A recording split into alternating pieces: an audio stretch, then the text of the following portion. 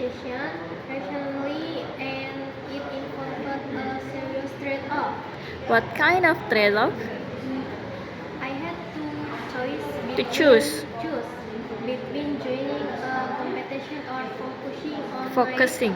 focusing on my academic performance. Both had long-term Both. consequences. So how did you assess the risk?